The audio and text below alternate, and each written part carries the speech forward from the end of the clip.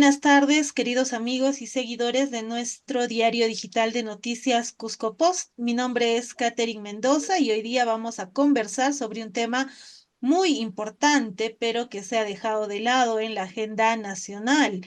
Este tema es la educación intercultural bilingüe. Estamos justamente a puertas de iniciar ya un nuevo año escolar y pues la pregunta es si todos los niños que viven en el territorio peruano y que están iniciando su vida escolar van a tener un buen inicio de año escolar realmente. Bueno, para tratar ese tema, estoy ya acompañada de la licenciada Gladys Tizo, quien también es comunicadora social y ha tenido experiencias en educación intercultural bilingüe, y también hemos invitado a una especialista. Ella es la doctora Rosana María Mendoza Zapata, quien es educadora, magíster en política social con mención en promoción de la infancia por la Universidad Mayor de San Marcos y doctora en ciencias sociales, niñez y juventud.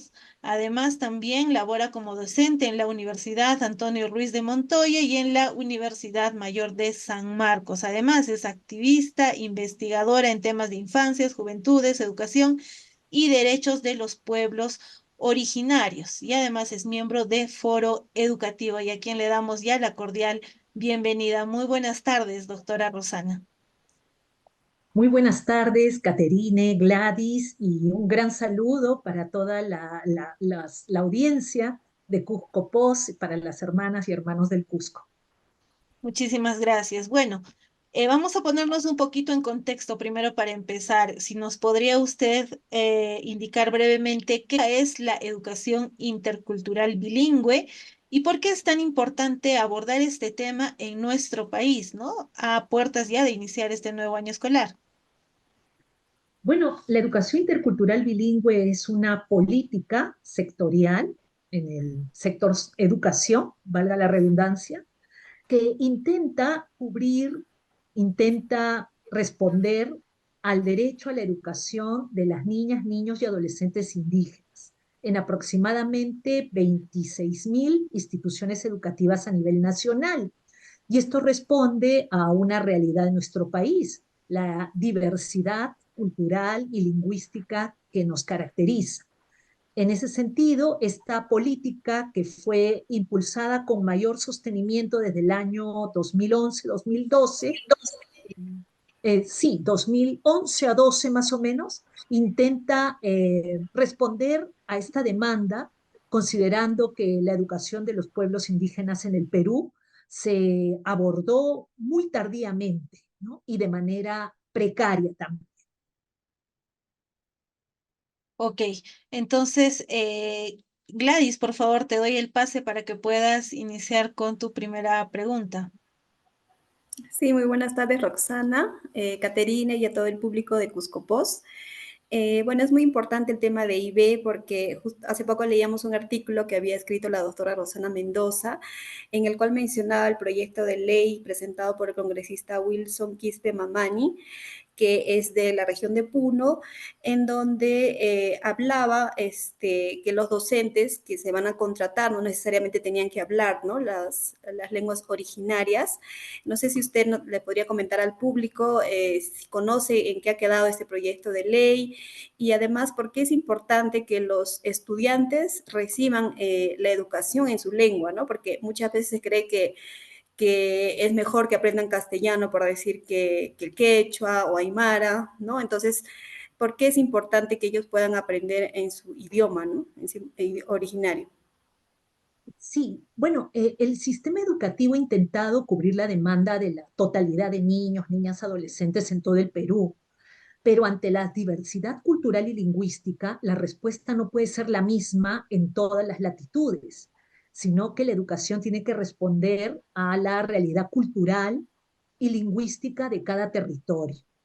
Entonces, la educación intercultural bilingüe o la EIB intenta precisamente cumplir con la obligación que tiene el Estado peruano de asegurar la educación, de garantizar el derecho a la educación de la totalidad de las niñas, niños y adolescentes.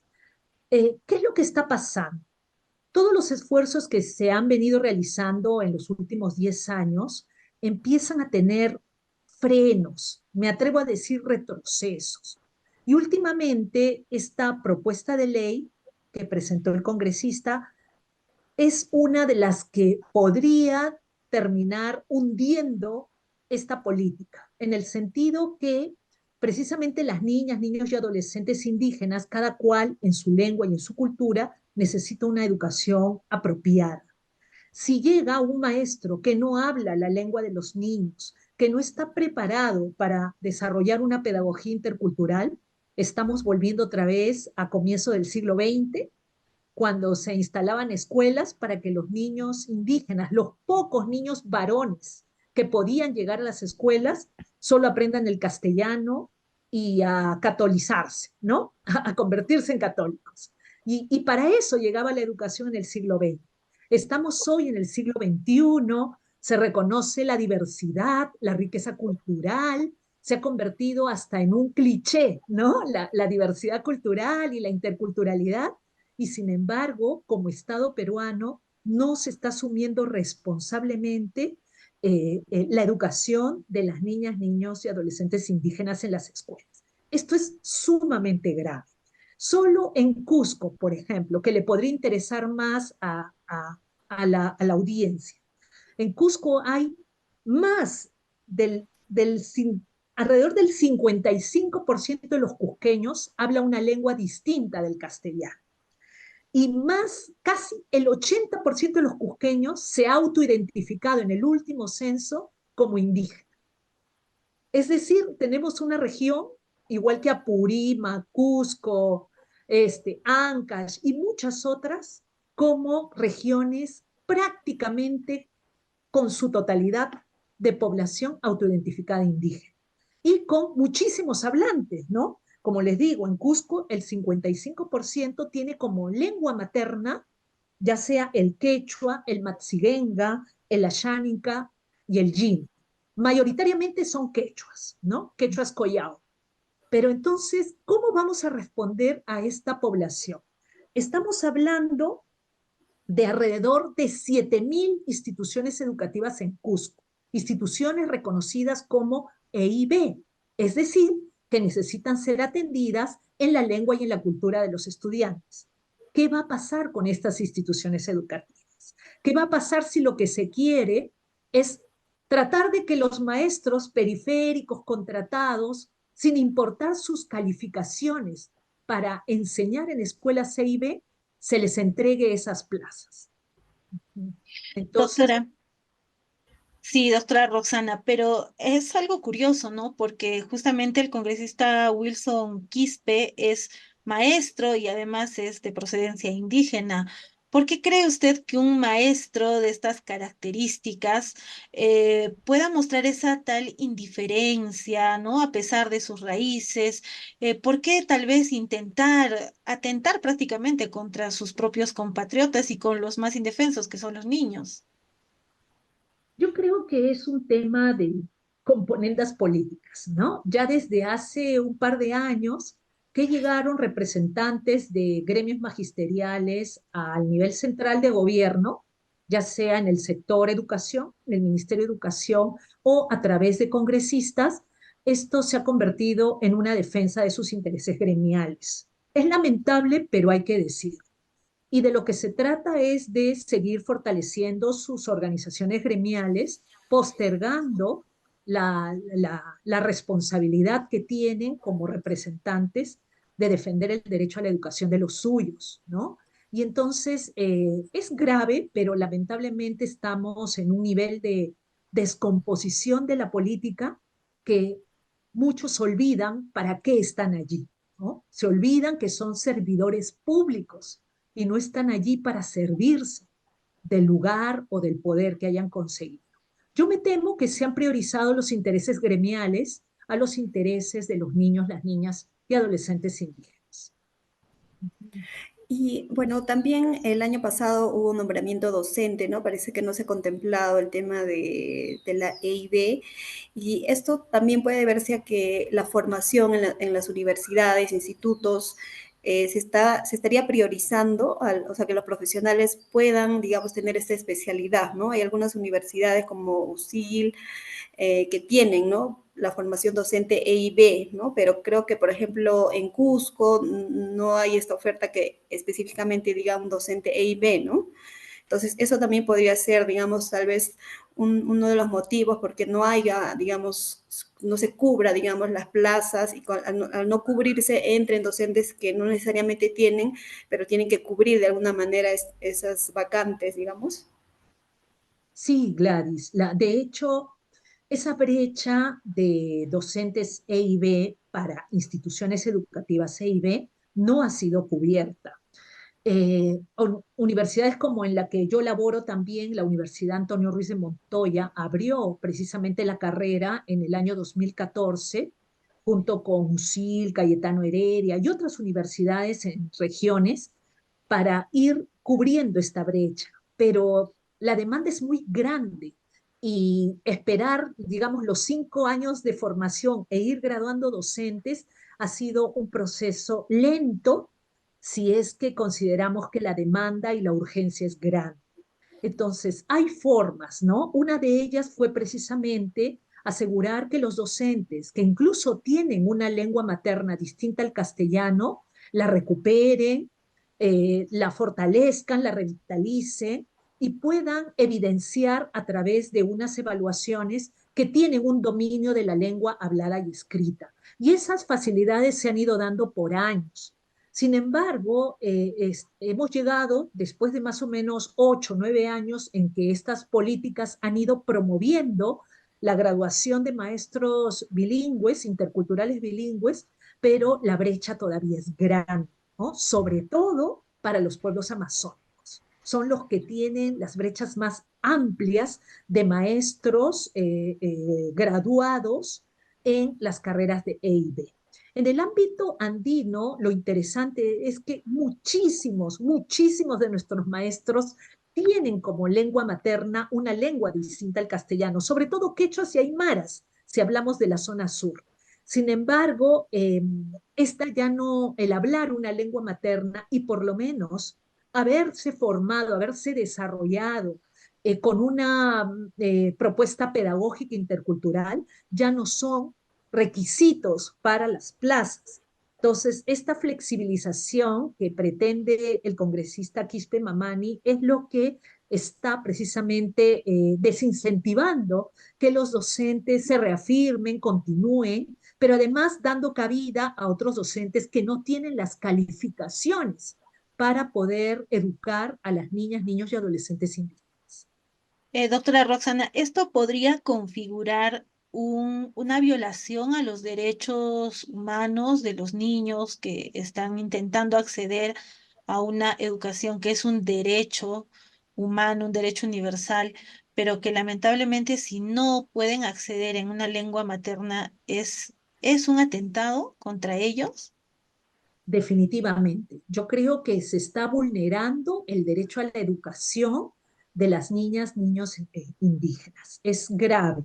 Pero además, como pueblos, como colectividades, los asiste sus derechos colectivos como pueblos indígenas. Entonces, también se está vulnerando sus derechos colectivos, porque finalmente la posibilidad de que las culturas vivan, que las culturas se mantengan y se renueven en el tiempo, que las lenguas se conserven, tiene que ver con la renovación generacional. Si vamos a tener niñas, niños, adolescentes castellano hablantes, forzados a ser educados en una lengua que no es la suya, lo único que vamos a tener son niños, niños avergonzados de quiénes son, avergonzados de su herencia, de su origen, de su familia, de sus pueblos. Y eso es muy grave, sobre todo en un país donde la discriminación aún es profunda, así como el racismo. En vez de más bien fortalecer a los niños en su identidad, que sean orgullosos hablantes de sus lenguas, vamos a tener todo lo contrario. Y esto lamentablemente es una realidad y es parte también de una manera de pensar, de una ideología bastante conservadora, pero una ideología retrógrada a lo que el mundo quiere, ¿no? El mundo es multilingüe, ¿no? Y aquí lo que estamos buscando es una castellanización total y prácticamente un despojo de los legados culturales que hoy caracterizan a nuestros pueblos. Es, Catherine, sumamente grave. Así es. Doctora, pero ¿por qué, habiendo tantos estudios ya sobre la importancia de la interculturalidad, por qué esta discriminación está perennizándose, ¿no? Y está creciendo cada vez más? Lo que debería ser, contrariamente, deberíamos nosotros estar hablando de mayor inclusión, ¿no? Pero sin embargo, ahora ese menosprecio, esa discriminación por estas personas que pues viven en nuestro mismo suelo, pero que hablan una lengua distinta. ¿Por qué todavía se está hablando de esto en estos tiempos, después de tantos estudios y tantas propuestas, ¿no? Que ha habido antes? Nosotros tenemos una historia de una larga colonización y lamentablemente eso no terminó cuando se fundó la República del Perú, ¿no? Porque sabemos bien quiénes tuvieron la responsabilidad de edificar esa nueva república sin colonizadores. Sin embargo, el pensamiento colonizador ha sobrevivido a través de los que fundaron la República y de quienes se han mantenido en el poder, ¿no? En el poder político, aunado al poder económico, en el primer siglo, en el poder religioso, y todo esa, digamos, esos lugares privilegiados de poder portan un pensamiento retrógrado que contraviene los intereses de un sector importantísimo de peruanos. El Perú tiene la cuarta parte de su población autoidentificada indígena o afrodescendiente. Y entonces lo que estamos haciendo es decirle a estas poblaciones que sus culturas, sus lenguas, sus características por ser quienes son, no importan, que al contrario, representan el retraso o representan el pasado, ¿no? Estos argumentos ya los conocemos, pero no son nuevos. Son, es un pensamiento que todavía existe y subyace precisamente a las manifestaciones del racismo y de la discriminación, ¿no? Y por eso es tan importante la educación intercultural bilingüe, porque necesitamos equilibrar el poder social y el poder político en nuestra sociedad. Necesitamos más representantes indígenas en el poder central. Necesitamos más líderes de opinión indígenas. Necesitamos sus presencias en todos los medios de comunicación para que recordarnos permanentemente que allí hay otro pensamiento, otros conocimientos, otras culturas, otras espiritualidades que no pueden estar fuera de nuestro país, que no pueden estar fuera de nuestra cotidianidad, ¿no? Por eso es tan importante la interculturalidad en el Perú. Y doctora Roxana, ¿cuál sería el rol del gobierno regional, ¿no? De los gobiernos regionales frente a esta problemática? Porque ya vamos a iniciar las clases escolares y de repente al quedar plazas vacantes, o sea, ¿cómo va a llegar la educación, ¿no? A las zonas rurales, a las zonas indígenas, y cuál es el rol también de los gobiernos regionales, ¿no? Si bien desde el Congreso se pueden dar medidas, pero también los gobiernos regionales tienen que alzar la voz, ¿no? Frente a este tema, ¿no? Yo creo que los gobiernos regionales y locales tienen la obligación de reconocer a quienes gobiernan, ¿no? Reconocer su población, reconocer su diversidad y procurar que las políticas de corte centralista y las leyes que emanen del Congreso, muy deslegitimado, por cierto, eh, puedan tomarse como son, ¿no? Y reconocerlas también en lo pernicioso que pueden ser para su población. Los gobiernos regionales y locales tienen responsabilidad sobre los derechos sociales de todo tipo, incluidos el derecho a la educación. Así que corresponde a los gobernantes regionales y locales asumir una defensa de la educación que requieren sus niñas, niños y adolescentes. Es una responsabilidad política que no pueden eludir, pero también le corresponde a la ciudadanía, a las organizaciones sociales de base, comunidades indígenas, exigir cuál es la educación que realmente necesitan sus hijas e hijos, ¿no? Entonces, nos toca a la ciudadanía hacer una defensa de nosotros, de nuestra cultura, de nuestras familias, de lo que necesitamos como ciudadanas y ciudadanos. Así es, pero quizás pensando un poquito más en positivo o tal vez la justificación que haya para este proyecto de ley sea pues que muy por encima del idioma la educación llegue hasta el último lugar, ¿no? Más recóndito del país. Por ejemplo, en Cusco siempre tenemos ese problema de qué docentes van a querer ir a enseñar a Pichari, Quimbiri, a la zona del Bray, ¿no? Y a otras provincias altas que también son bien alejadas, ¿no? Inclusive hay problemas ya conocidos que hay docentes que van pues 2 días a la semana nada más a dictar clases. De repente, con este proyecto de ley se intenta suplir estos vacíos. ¿Sería esto una justificación? ¿Y cuál sería la propuesta en todo caso para, para que no haya pues este vacío ni de educadores, pero que también se pueda abordar el tema intercultural?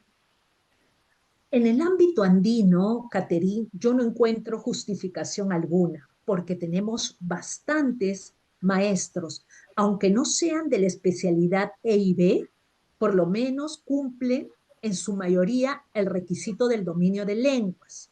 Sí, probablemente, como lo dicen muchos maestros, aún les falta fortalecerse en una pedagogía intercultural, pero eso es subsanable.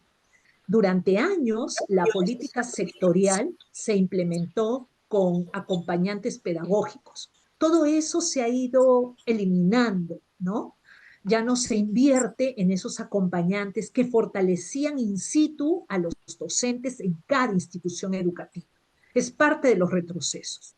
Entendería que se quiere cubrir la ausencia de docentes en el ámbito amazónico, pero aún así hay formas de irlo subsanando, por lo menos volver a asegurar el acompañamiento, poder asegurar que hayan instituciones formadoras en esas regiones y en esas provincias más lejanas. Pero no creo que haya justificación, por lo menos para los ámbitos andinos.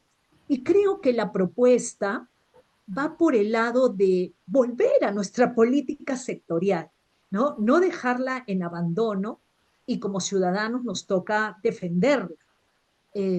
Como organizaciones, como colectividades, movimientos, nos toca poner estos temas en agenda. Yo sé que las organizaciones indígenas en general tienen como tema fundamental el territorio, ¿no? Pero no va a haber territorio sin poblaciones firmes y autoidentificadas en su cultura, en su lengua, porque el territorio somos nosotros también. Si entendemos que hay unas graves amenazas desde la industria extractiva, desde, en fin, ¿no? Muchas amenazas a las cuencas y los pueblos indígenas están luchando, resistiendo e incluso están siendo asesinados por ello. Pero el tema de la educación es gravitante en nuestro país, gravitante sobre todo para la subsistencia de los pueblos originarios. Y tenemos que seguir hablando de esto, ¿no? Seguirlo colocando en agenda.